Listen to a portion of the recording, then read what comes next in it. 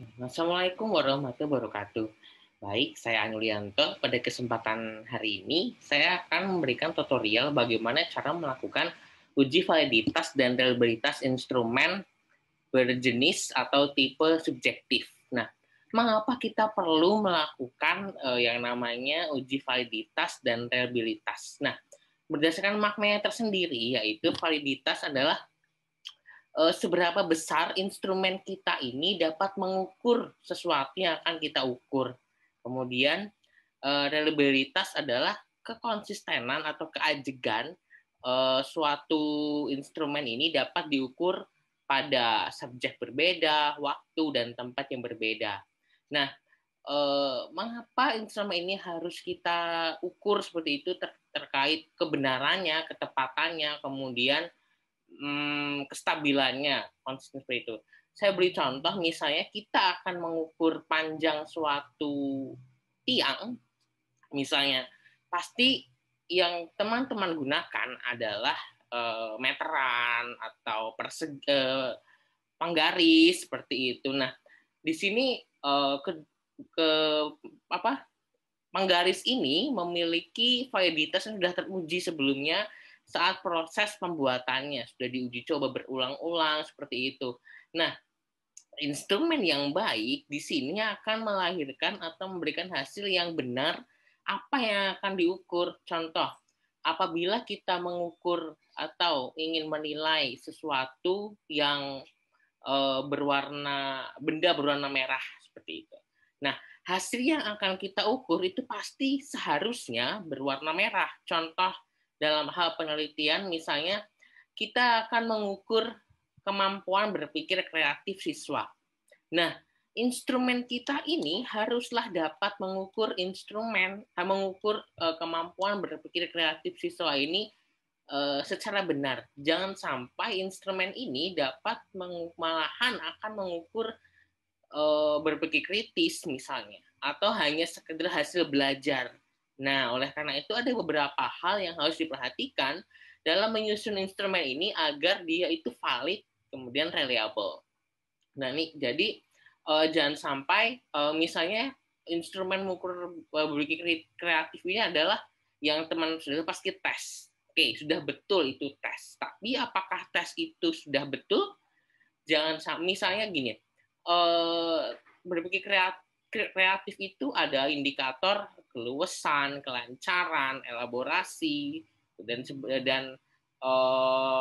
keunikan seperti itu.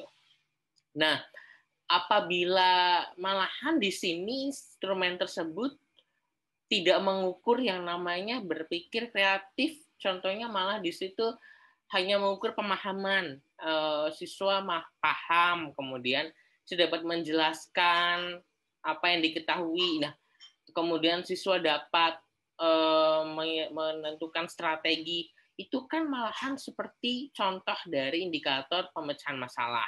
Kemudian contoh lain, kita ingin mengukur berpikir kreatif pada pembelajaran matematika. Nah, jangan sampai soal kita ini malahan mengukur IPA. Gitu. Harusnya kan soal matematika seperti itu. Jangan sampai soal yang kita buat itu ada soal tentang bagaimana proses fotosintesis. Nah, itu kan sudah tidak tepat, tidak benar, tidak valid nanti hasilnya. Sedangkan tujuan kita adalah dalam pembelajaran matematika. Harusnya kan soal-soal matematika tentang penjumlahan, pengurangan, dan sebagainya. Nah, itu adalah contoh dari valid. Jadi instrumen yang baik adalah instrumen yang valid, benar, mengukur seperti itu. Nah, kemudian reliable. Reliable di sini adalah dia dapat mengukur, instrumennya dapat mengukur berulang, subjek berbeda, kemudian di tempat yang berbeda. Contoh, saya ingin mengukur contoh dalam sederhananya, apabila kita ingin mengukur panjang tiang, pasti kita menggunakan meteran. Bakunya yang sudah reliable-nya dapat, apabila kita mengukur besok pagi, tadi pagi misalnya, di pagi tiang ini adalah 10 cm. Besok paginya lagi atau malamnya tiang itu pasti akan tetap sama. Seperti itu. Misal tadi 10 meter, besok pagi juga akan 10. Besok pagi juga akan 10. Tahun depan akan 10. Itu tandanya instrumen tersebut adalah reliable, stabil, konsisten. Nah, lain halnya kalau kita mengukur dengan jengkal. Ya, dengan jengkal. Jengkal tangan saya mungkin hari ini selebar ini. Bisa saja malam nanti saya mengukurnya begini, agak tertekuk. Atau saya menggunakan karet. Nah, karet pada sekarang yang teman-teman lihat segini panjangnya. Nanti mungkin orang lain yang menggunakan karet ini akan melebarkan seperti ini. Ini adalah contoh alat ukur atau instrumen dalam mengukurnya sangat tidak reliable, tidak stabil, tidak konsisten. Seperti itu. Nah, ini adalah bukan instrumen yang baik dalam mengukur seperti itu. Nah, secara detail akan saya jelaskan terkait bagaimana secara khususnya pada suatu instrumen subjektif, yaitu subjektif di sini adalah berupa non-test seperti angket, kemudian lembar observasi, uraian, ya, esai seperti itu. Maksudnya di sini adalah bentuk-bentuk instrumen yang menggunakan skala interval 1 sampai 4, 1 sampai 5 atau Likert. Lain lagi apabila kita akan mengukur nanti yang bentuknya adalah tes contoh pilihan ganda atau multiple choice yang skornya hanya 2, 1 atau 0, 1, 0, 1, 0, seperti betul pas 1, salah itu 0, seperti itu. Nah, itu akan kita gunakan cara yang berbeda. Nah, baik, untuk lebih jelasnya saya akan coba jelaskan menggunakan PowerPoint yang sudah saya buat.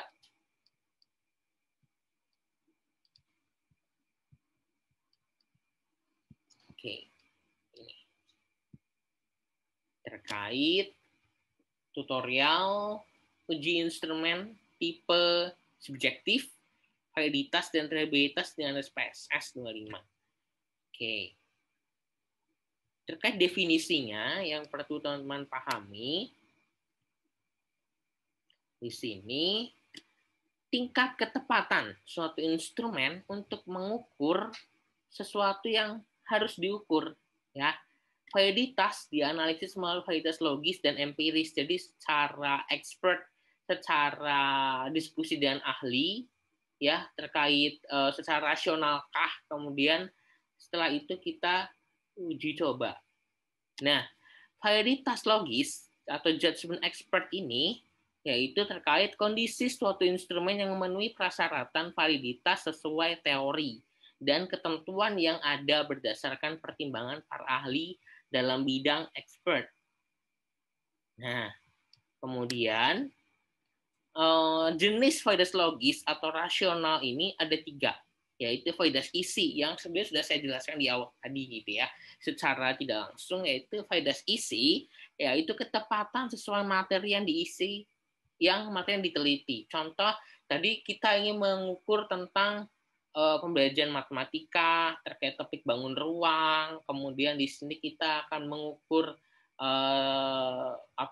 tentang kemampuan kebahasaan misalnya, atau kemampuan menghitung secara detail misalnya. Nah, itu harus sesuai. Itu termasuk validitas isi. Nah, hal ini nanti dapat kita lakukan dengan pertimbangan dari expert dalam bidangnya, dan mereka nanti akan memberikan rekomendasi apakah dapat digunakan dengan perbaikan atau tanpa perbaikan, atau tidak dapat digunakan sama sekali, seperti itu. Nah, ini dapat sebaiknya saya sarankan pada 3 ahli, yaitu baik dosen ataupun pembimbing teman-teman, kemudian dari pihak yang sudah berpengalaman, contoh dalam pendidikan berarti guru, kemudian pakar-pakar lainnya. Kemudian validitas muka, ketepatan susunan kata yang digunakan dalam instrumen. Jadi bahasa yang digunakan harus baku ataupun dapat dipahami, minimal dapat dipahami. Misal kita akan gunakan pada siswa, artinya bahasa ini harus dapat dipahami dengan siswa. Contoh, penggunaan kata LKS. Kebanyakan kadang siswa tidak memahami apa itu LKS. Lebih baik gunakan lembar kerja misalnya, ataupun lembar latihan. Nah, itu akan lebih mudah dipahami oleh siswa, seperti itu. Kemudian penggunaan kata hubung dan sebagainya itu harus sesuai dengan konteks ataupun responden yang akan kita berikan instrumen seperti itu. Kemudian validitas konstruk psikologis berhubungan dengan sikap kepribadian, motivasi, minat dan bakat bakat. Nah, instrumen dengan validitas konstruksi yang baik bila kalimat yang digunakan tidak menyinggung pihak tertentu. Contoh, saya tidak bisa memahami apa yang guru sampaikan karena guru tidak jelas dalam menyampaikan. Kemudian tulisan guru jelek di papan tulis. Nah, itu adalah contoh dari instrumen yang konstruksi psikologisnya tidak baik seperti itu. Nah, itu harus dihindari, diperbaiki kembali, seperti tidak boleh menyinggung pihak-pihak tertentu seperti itu, siapapun, baik responden ataupun siapapun yang ada dalam konteks penelitian tersebut seperti itu. Itu harus diperbaiki. Jadi tidak boleh menyinggung beberapa pihak. Kemudian selain validitas logis, di sini ada validitas empiris. Jadi setelah kita melakukan pengujian, kemudian dari pihak expert, pihak ahli ini sudah memberikan saran, tidak perbaiki, kemudian kita ujikan ke lapangan, kita ujikan kepada responden dengan sebanyak sampel yang kita butuhkan. Seperti itu. Di sini misalnya kita dalam pendidikan atau dalam belajar di sekolah berarti pada siswa seperti itu. Nah, validitas yang diperoleh melalui observasi yang bersifat empirik dan ditinjau berdasarkan kriteria tertentu. Ada persyaratan sederhana di sini bila kita ingin mengujikan, misalnya kita ke kelas 5. Kelas 5 terkait materi tentang bangun ruang. Nah, otomatis kita tidak diperkenankan untuk mengujikannya pada siswa kelas 5. Nah, tapi kita ujikan di kelas atasnya, yaitu kelas 6. Mengapa? Karena hal ini siswa kelas 6 sudah melewati materi bangun ruang, sudah melewati materi-materi sebelumnya, seharusnya demikian. Oleh karena itu, hal ini menghindari apabila terkait kesalahpahaman, ketidakpahaman siswa terkait materi atau topik-topik konten yang ada pada instrumen yang akan kita ujikan. Seperti itu. Nah, kemudian kriteria instrumen yang valid. Perhitungan dengan koefisien korelasi item instrumen atau RXY. Seperti itu. Nanti kita akan melakukan perhitungan korelasi dengan bantuan SPSS. Nah, instrumen mempunyai validitas tinggi jika koefisien korelasinya tinggi. Nanti akan kita tentukan kriterianya berdasarkan Woolford. Nah, item dikatakan valid jika korelasi yang signifikan dengan skor totalnya. Hal ini menunjukkan adanya dukungan item dalam mengungkap sesuatu yang ingin diungkap. Nah, jadi apabila adanya korelasi atau hubungan saling dukung antara skor item dengan totalnya, maka di sini artinya instrumen tersebut mengukur apa yang hendak diukur. Contoh, skor totalnya besar, pasti itemnya besar. Seharusnya demikian. Kemudian itemnya rendah, seharusnya skornya pun rendah. Seperti itu. Nah, apabila di sini tidak ada kesamaan, misalnya skor item tinggi, tapi ternyata totalnya rendah, ini artinya tidak ada korelasi ataupun artinya instrumen ini tidak valid. Contohnya seperti itu. Nah, kemudian terkait reliabilitas di sini yaitu keajegan atau kekonsistenan, kestabilan instrumen tersebut bila diberikan pada subjek yang sama meskipun dengan orang dan waktu tempat yang berbeda, maka akan memberikan hasil yang relatif sama, tidak berbeda dengan signifikan. Contoh, kita berikan ke siswa kelas 5 di salah satu SD di Jawa Barat. Kemudian instrumen ini apabila reliable, kita dapat menggunakannya apabila digunakan kembali di SD di Jawa Tengah, kemudian di hari yang berbeda, misalnya di tahun berikutnya, ya, itu akan memberikan hasil yang sama, tidak berubah. Misalnya seperti karet tadi. itu adalah bukan instrumen yang reliable karena menghasilkan jawaban yang berbeda. Tapi bila kita menggunakan penggaris, nah kita mengukur sebuah tiang ini panjangnya pagi tadi 10 cm, tahun depan kita mengukur yang sama, maka jumlahnya pun akan 10 meter misalnya, seperti itu. Kemudian derajat reliabilitas. Tinggi rendahnya derajat reliabilitas suatu instrumen ditentukan oleh nilai koefisien korelasi antara butir soal atau item instrumen dengan dilambangkan derajat R. Nah, kita juga di sini nanti akan membandingkan derajat R ini dengan koefisien korelasi yang dihasilkan melalui pengujian Corbett alpha. Kemudian jenis reliabilitas di sini yang terus ada di awal yaitu subjektif atau terkait non-tes. Meskipun di sini tes ulang adalah tes ya, tapi maksudnya tes di sini non-tesnya adalah bentuk esai, uraian.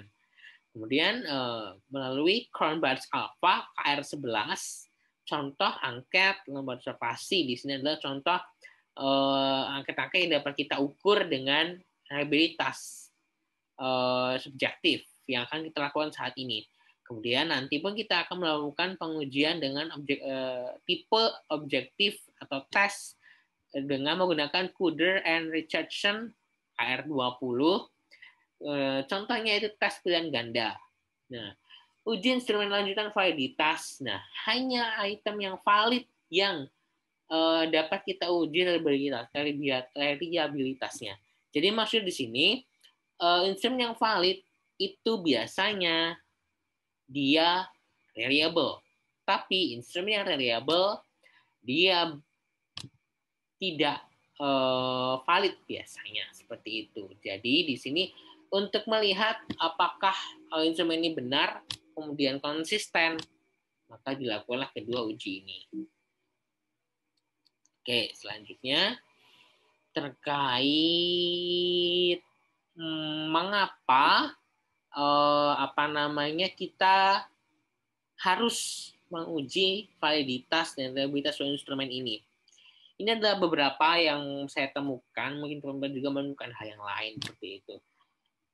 Contohnya di sini, untuk menghasilkan penelitian yang bermutu tinggi, diperlukan instrumen yang andal, valid, dan reliable. Jadi, penelitian yang valid pasti dihasilkan oleh instrumen yang valid dan reliable seperti itu. Nah, kemudian validitas dan reliabilitas dapat meningkatkan transparansi dan mengurangi kemungkinan hasil yang bias. Jadi adanya kebiasaan dalam hasil yang akan kita temukan, jadi ketidakjelasan seperti itu. Kemudian dengan instrumen yang valid dan reliable, maka akan minimalisir kesalahan yang akan dihasilkan. Misalnya yang tadi saya katakan, seharusnya ini dapat mengukur berpikir kreatif. Tapi karena di situ malahan indikator yang muncul adalah pemecahan masalah, maka di sini artinya ada kesalahan dalam instrumen tersebut. Nah, kemudian jika data yang diperoleh tidak valid atau tidak reliable, tidak sesuai dengan fakta, maka dapat mempengaruhi pada kesimpulan yang salah dalam penelitian kita nanti seperti itu. Ada kasus bahwa seorang mahasiswa harus mengulang skripsinya, mengulang tesisnya hanya karena instrumennya salah. Dia harus kembali ke lapangan seperti itu. Nah, inilah manfaat dari validitas dan reliabilitas ini. Kemudian kriteria terkait validitas dan reliabilitas ini seperti apa gitu ya. Nah, untuk validitas kita dapat membandingkan signifikansi antara setiap item dengan skor total dengan alfa 0,05. Maka apabila signifikansi tiap item ini lebih kecil dari 0,05, maka item ini valid dan berlaku sebaliknya. Membandingkan R hitung RXY dengan R tabel. Jika R hitung yang akan kita temukan dalam SPSS nanti positif dan lebih besar dari R tabel yang akan kita cari dengan berdasarkan tabel korelasi Pearson, maka instrumen valid dan berlaku sebaliknya. Nah, lain dengan reliabilitas, di sini kita akan menggunakan karena kita mengukur subjektif, ya tipe subjektif, maka kita akan gunakan nilai Cronbach's alpha. Nah, apabila nilai Cronbach's alpha ini lebih kecil dari 0,6, maka dianggap kurang baik. Nah, artinya kita harus mengujikan instrumen ini ulang, yaitu ujian ulang ke sampel yang lebih banyak. Kemudian nilai Cronbach's alpha 0,7 maka dapat diterima. Apabila skornya 0,7 ya. Kemudian nilai Cronbach's alpha lebih dari 0,8 maka dianggap baik. Artinya instrumen ini adalah konsisten, stabil ya. Kemudian interpretasi uji validitas dan reliabilitas. Nah, di sini ada beberapa ketentuan, yaitu misalnya kita ya sudah saya jelaskan tadi, nilai koefisien Rx korelasinya, kemudian nilai Cronbach's alpha-nya misalnya di sini 0,8 sampai 1, maka reliabilitasnya sangat konsisten, sangat stabil. Nah, kemudian interpretasi validitasnya sangat tinggi, sangat tepat. Nanti yang lainnya pun akan kita lihat seperti itu. Nah, kemudian selanjutnya setelah kita sampai di sini, kita akan coba melakukan pengujian validitas dengan SPSS. Data yang akan saya gunakan yaitu terkait aspek sikap saya verifikasi siswa terhadap respondennya sebanyak 27 siswa di sini akan saya gunakan. Kemudian item yang akan saya ukur ada 5 item. Ya. Kemudian di sini sudah saya ranking seperti itu ya. Teman-teman dapat mempelajari bagaimana merubah ranking ini pada video saya sebelumnya terkait mengubah skala sikap ordinal interval menjadi skala ordinal menjadi interval dan sebaliknya seperti itu. Karena apa? Verifikasi ini adalah sikap-sikap itu biasanya skor sangat setuju, tidak setuju, dan sangat tidak setuju. Artinya kita tidak dapat mengubah atau tidak dapat mengukur angket ini, gitu ya. Harus kita ubah ke dalam angka seperti itu. Nah, contohnya nanti akan kita pelajari pada video saya sebelumnya. Nah, di sini misalnya 1 ya pada responden 1, item 1 ini tandanya 1. Nah, 1 ini maknanya pada angketnya yaitu tidak setuju. Seperti itu ya. Kemudian bahkan tidak setuju pun 1 gitu ya. Kemudian 4 ini misalnya ya, 4 ini adalah tandanya dia sangat setuju. Nah, itu nanti akan mempelajari bagaimana hal ini pada video saya sebelumnya. Sudah saya unggah terkait bagaimana mengubah skala sikap. Oke, sekarang kita buka SPSS-nya. Kita ke variable view terlebih dahulu. Tadi yang akan saya ukur ada 5 item. Sehingga di sini saya akan tuliskan item 1.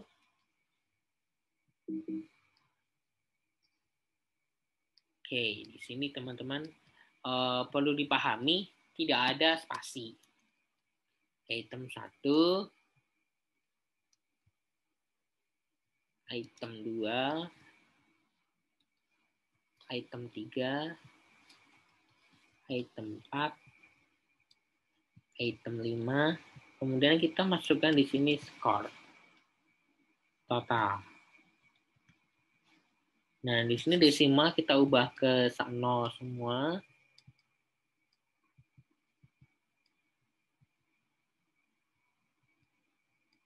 Kemudian measure-nya kita ganti ke scale.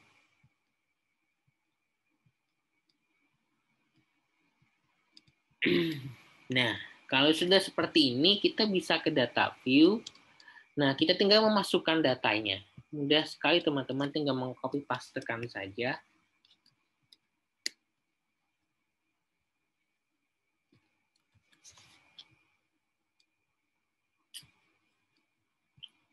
Oke. Jangan lupa dicek kembali apabila ada kesalahan input seperti itu. Nah, apabila sudah seperti ini, kita tinggal klik analyze. Dan pertama kita menguji validitas terlebih dahulu. Analyze, kemudian correlate, ya. kemudian buffer rate. Oke, di sini semua item kita masukkan, termasuk skor total. Oke, kemudian Pearson to tail, kita klik option, kita cek oke, sudah tepat. Kita kemudian oke. Nah, oke, di sini teman-teman, saya cobain dulu. Sudah terlihat di sini skor total dengan item 1.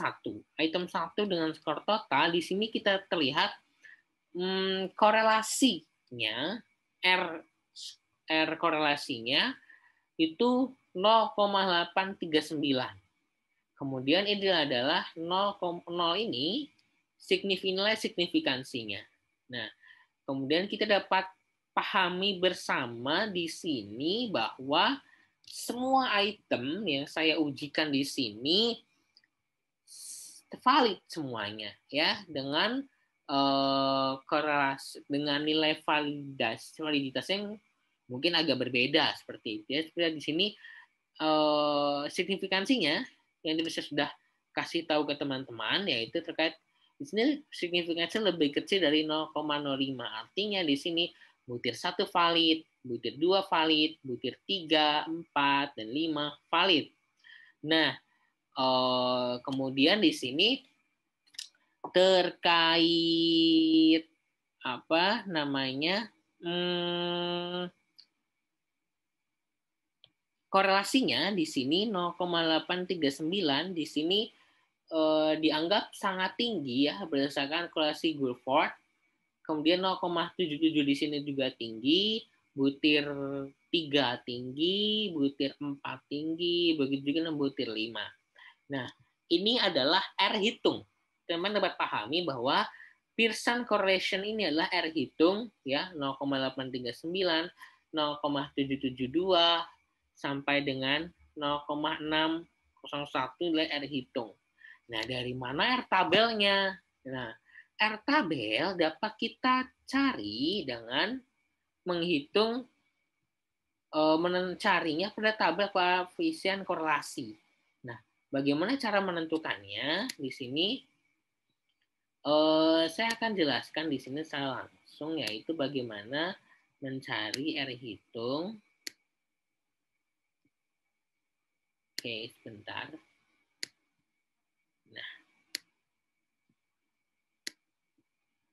Nah, di sini R hitung itu kita harus ketahui N-nya terlebih dahulu. N-nya tadi kita sebanyak 27 siswa. Ya. Kemudian DF ini yaitu N-2. Ya. Nah, di sini kita pahami bahwa 27 dikurangi 2 yaitu 25. Nah, di sini kita mencarinya pada signifikansi 0,05. Ya. Kita dapat mencarinya di sini. Sebentar, saya zoom terlebih dahulu biar jelas. Nah, pada signifikansi 0,05 artinya kita pakai yang bawah ya di sini. Kemudian pada 25 ya DF-nya 25, maka diketahui R hitungnya yaitu 0,381 ya. Jadi di sini kita ketahui R hitung sama dengan 0,381 ya. Nah, R hitung ini untuk apa? Nanti kita akan membandingkannya dengan ini R tabel, maaf.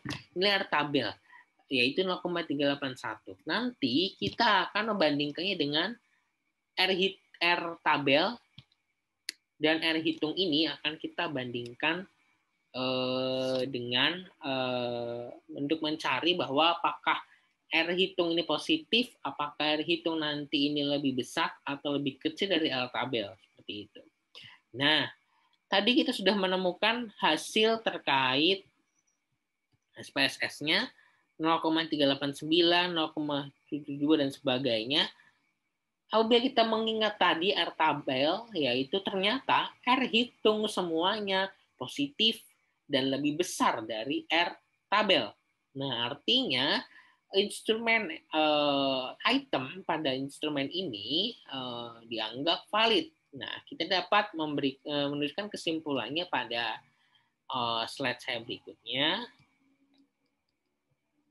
terkait hasil validitas sini ya. Oke, biar jelas. Nah, di sini teman-teman udah melihat item 1 correlation value-nya R count, R hitung R count-nya 0,839, kemudian R tabel di sini alfanya 5%, 0,05, N-nya 27, K-nya yaitu N-2 sama dengan 25, kita ketahui 0,381. Apabila kita bandingkan di sini arah korelasinya yaitu positif. Kemudian R count, R hitungnya lebih besar dari R tabel. Seperti itu ya. 0,839 jelas lebih besar dari 0,381. Kemudian value-nya, probability value-nya itu 0 ya. Kemudian kriterianya berdasarkan correlation Guilford 0,839 ini ya di atas 0,80 itu adalah sangat tinggi atau sangat tepat seperti itu. Kemudian conclusion-nya valid. Nah, begitu juga dengan item 2, 3, 4, dan 5, hanya perbedaannya itu kriterianya tinggi ya, tidak sangat tinggi. Kemudian pendeskripsiannya, teman-teman dapat menuliskan tabel tersebut menginformasikan kelima item yang diujikan valid dengan kriteria tinggi dan sangat tinggi.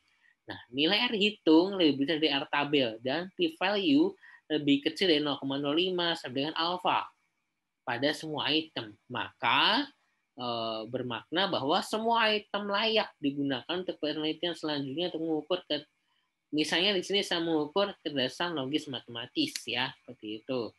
Di sini saya mengukur, saya aplikasi pada ini ya, pada misalnya di sini saya waktu yang berbeda seperti itu, ataupun pada subjek yang berbeda seperti itu. Nah, berikutnya terkait uji reliabilitas. Di sini kita dapat kembali pada ini PSS kita, kemudian kita ke analyze, scale ya. Kita sekarang lanjut ke reliabilitas, reliability analysis. Nah, kita hanya memasukkan item-itemnya saja. Nah, kemudian kita masuk ke item, ke statistik di sini ke scale if item delete, kemudian oke. Nah, di sini sudah muncul terkait hasil reliabilitas statistiknya. Nah, di sini kita mendeskripsikan menggunakan nilai Cronbach's alpha ya, yaitu 0,811. Nah, di sini sesuai dengan kriteria yang sudah dijelaskan tadi, yaitu apabila nilai R Cronbach's alpha ini lebih dari 0,8, artinya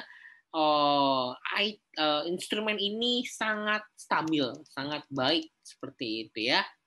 Nah, nilai ini juga kita bandingkan dengan korelasi Guilford ini sangat stabil seperti itu ya.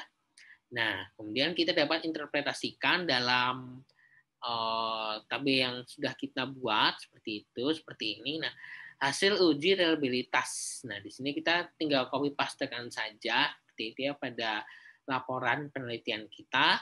Nah, deskripsinya di sini hasil uji reliabilitas instrumen menunjukkan nilai Cronbach's alpha sebesar 0,811.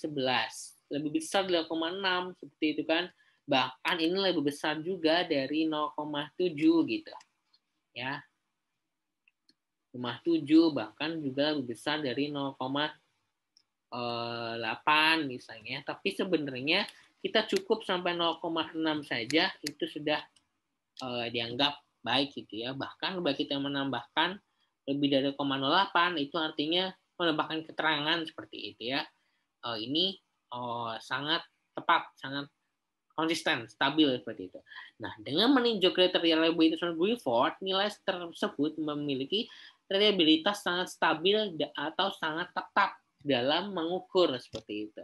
Sehingga kelima item dinilai baik untuk mengukur pada waktu, subjek dan tempat yang berbeda. Ya, subjeknya di sini sama, yaitu pada siswa sekolah dasar seperti itu misalnya gitu ya, pada guru misalnya, pada karyawan pada perusahaan tertentu misalnya seperti itu ya. Namun di waktu dan tempat yang berbeda seperti itu. Nah, ini yang dapat saya jelaskan terkait uji validitas dan reliabilitas instrumen pada tipe instrumen yang subjektif dengan interval seperti itu ya. Nah, teman-teman dapat mempelajari kembali terkait apa yang saya sampaikan pada sumber-sumber yang sudah saya sampaikan di sini terkait beberapa referensinya, yaitu apabila ada hal-hal yang kurang lengkap seperti itu. Oke. Itu saja yang dapat saya sampaikan terkait uji validitas instrumen tipe subjektif. Selanjutnya nanti akan saya lanjutkan pada video saya berikutnya terkait uji instrumen tipe objektif seperti itu ya. Terima kasih atas perhatiannya. Wassalamualaikum warahmatullahi wabarakatuh.